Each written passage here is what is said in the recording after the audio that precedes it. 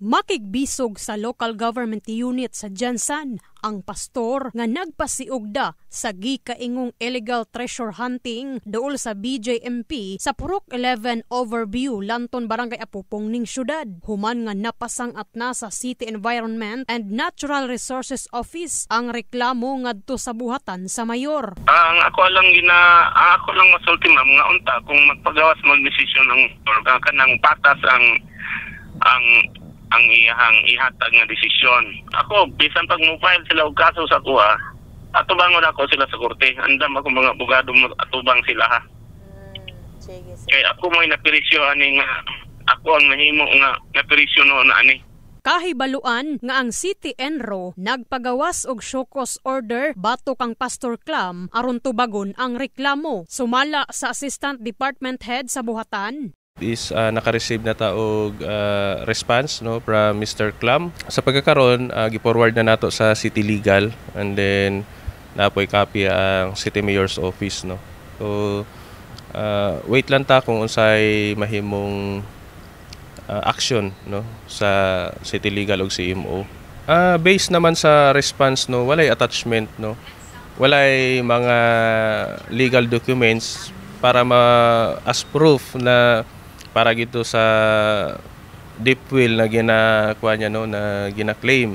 So mo na isa sa mga ginatan-aw pud nato na mga angle no sa issue na ni. Human gi-inspeksyon sa mga otoridad ang gibana-bana sa 130 feet nga gilawmon sa bangag o gihatagan og 7 ka adlaw nga ultimatum ang pastor napasirad-an og naundang ang aktibidad sa maong lugar. Sa bahin ni Jail Superintendent Ruben Olivo, dako nga bahad sa mga PDL ang bangag nga anaa sa 15 to 20 meters ang kalayon gikan sa ilang pasilidad ug buot niining masiguro nga husto ang pagkasirado niini. Sana ipakita rin ni Pastor Clam na talagang maayos yung pagkapit niya sa hukay, total tinakpan naman niya yan, na hindi po maka-apekto sa seguridad ng ating komunidad. Sapagkat yung pong pader na ating nilagay dyan ay napakabigat niyan, na kung sakasakaling may hukay pa dyan sa ilalim, baka maglibwe yan. No, kaya nga tayo sumulat rin sa ubo para tingnan, baka maya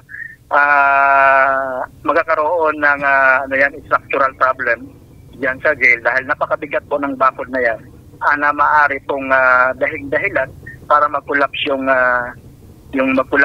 wool na yan na meron kami. Samtang kalabutan sa cease and desist order nga magikan sa City Mayor's Office aron maundang ang ilegal nga aktibidad sa nasangpit nga lugar, giadtuan sa Brigada News Team ang buhatan sa mayor ug sumala pa ginaproseso na ang pagahimuon nga aksyon kalabutan sa maong reklamo. Kini si Enami Mugpon in the heart of changing lives. Brigada News.